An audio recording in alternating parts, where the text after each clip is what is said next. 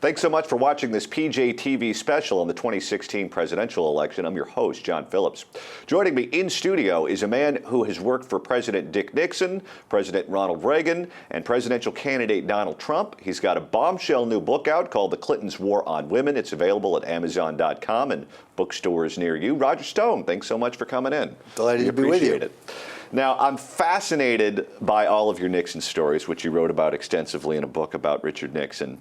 You know this man probably better than anyone else living on planet Earth right now. If Dick Nixon were looking at this presidential election as an observer, and he's sitting at his house in New Jersey having a martini with you talking about it, what would Dick Nixon say about this race? How would he size things up? It's ironic because Nixon, as early as 1988, spotted Donald Trump as a comer and wrote him a letter urging him to seek public office. And that letter was released by Donald Trump several months ago. They met in George Brett Steinbrenner's box at Yankee Stadium for a Yankee game, and they hit it off immediately. Nixon dropped me a note, said, "I met your friend Trump. He's brash, he's blunt, I love the guy."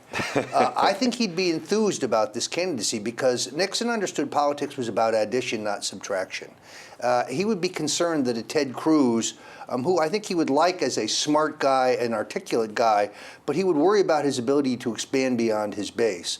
In Trump, I think, Nixon would see somebody who could attract the Nixon Democrats, who were later known as Reagan Democrats, and the right of center independents that I think Trump can bring to the ticket. So, in all honesty, if Nixon were alive today, I think he'd be a Trump man. What does Nixon think of the Bushes? Because he and George H.W. had been tied to one another in various administrations throughout history, but it wasn't necessarily a relationship that was made in love. What would he think of Jeb, and what would he think of the Bushes? Nixon, I think, had a high regard for Prescott Bush, who was George Bush's father, the U.S. Senator from Connecticut.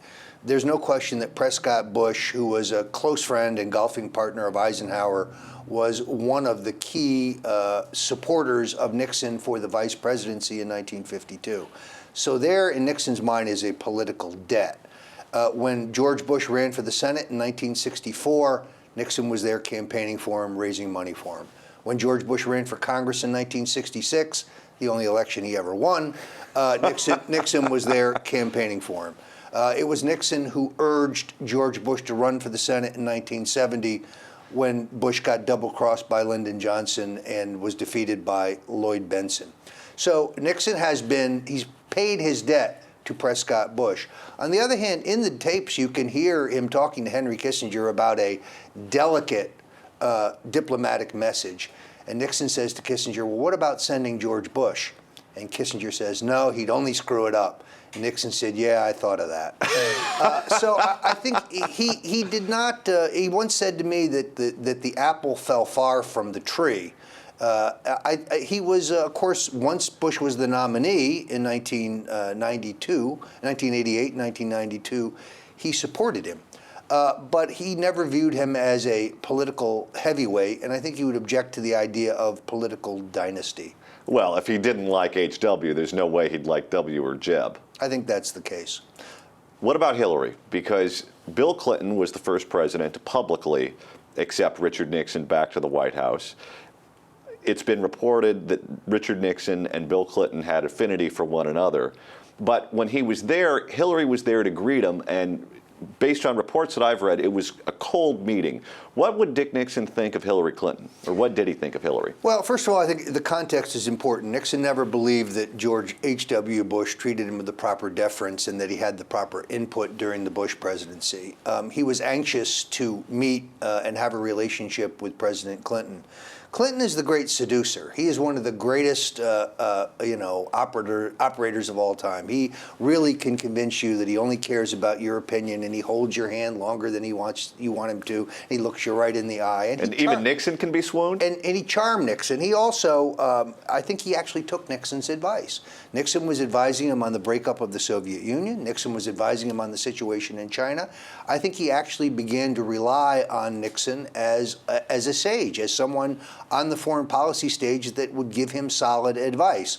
On the other hand, Nixon was offended that Hillary Clinton did not attend Pat Nixon's funeral, that she skipped it even though her husband went to go to a fundraiser.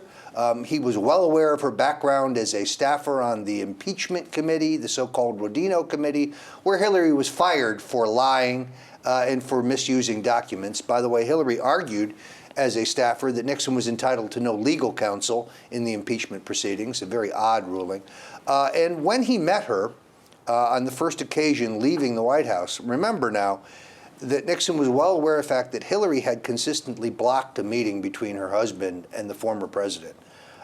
This is something I worked very hard on with Dick Morris, and every time we would get to the scheduling part of this relationship for the first sit-down, it would get taken off the schedule. Which is funny because Morris was brought into the White House not by Bill, but by Hillary. Right, but he was urging Clinton to meet Nixon for three reasons. One, you get his advice. Two, but more importantly, he says, you neutralize Nixon. Nixon can't attack you. And Nixon had attacked George H.W. Bush on foreign policy issues, which was a not so subtle of way of saying, pay attention to me, knucklehead. He attacked Reagan, too, didn't he? Over the nuclear issues after Reykjavik? But he had a much warmer relationship with Reagan. First of all, they both came from Southern California. They had a relationship that went back to the 50s. They spoke on the phone often, although Nancy Reagan would always pick up an extension because she wanted to hear the advice as well. I think both Reagans had a high regard for Nixon's political savvy. This is how Alexander Haig became Secretary of State, for example. That was a Nixon commission. Is it true that Nixon in the White House used to go into the same office where Bill and Monica had their little encounter and turn the fireplace on in the dead of summer and the AC up and have his cocktails in there? This comes out of the second Woodward and Bernstein book. I think it is probably euphemistic. It's the same thing as the idea that the president, in the depths of Watergate, was talking to the portraits on the wall, was going around the White House late at night with a cocktail in hand, talking to the portraits. I don't think that's true That's either. fodder for a movie. Yeah, and I don't think it's true. Look, here's the point. Nixon was not an alcoholic. He had a very low tolerance for alcohol. A drink and a half would loop him. He would become very loquacious. Lyndon Johnson, now he was a drunk. What was Nixon's drink? He liked a vodka martini, which he called a silver bullet. And he had his own recipe. So you would get to Saddle River, to his home in New Jersey. As soon as you got there around cocktail time, he would say, "How about a silver bullet?" He would take a cocktail shaker, would fill it with ice, he would fill it with vodka. Then he would go to the refrigerator where he had a jar of olives. He had drained the juice and filled the jar with vermouth. Then he would take one olive and drop it into each glass.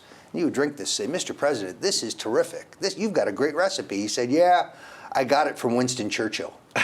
Who he had a very high opinion of. He had a high opinion of, and I think they'd put away a few martinis. Didn't he say after Churchill had a stroke, even Churchill after a stroke is better than any of these guys? Reportedly, yes. Yeah, absolutely.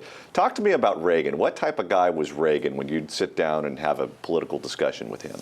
Reagan was the same person in private that he was in public. Unlike many of these other politicians that I have worked for that had a public persona and a private persona. Reagan was exactly like the man you saw on TV. Affable, easygoing, optimistic, friendly, warm, gregarious, an extrovert. That was the real Reagan. He wasn't different in private. Very slow to anger. In the 8 years that I worked for him, I think he yelled at me one time for something that I did, and then it was over. It was a flashpoint. He wasn't a grudge holder. You made a mistake, he chewed you out, then it was over, and then he was on to the next thing. Very balanced, great equilibrium. Healthy lifestyle. Healthy lifestyle. Someone you wanted as your president. Very careful about what he ate, very careful about what he drank, very careful to get enough exercise, very careful to get enough sleep. When you're an actor, those things, that's your livelihood, and therefore he had a discipline. He also had a terrific discipline when it came to memory. People say, "Oh, he couldn't remember names, he was slipping." Not so. In 1981, he came to New Jersey to do a campaign stop for Tom Kean, who's running for governor of New Jersey.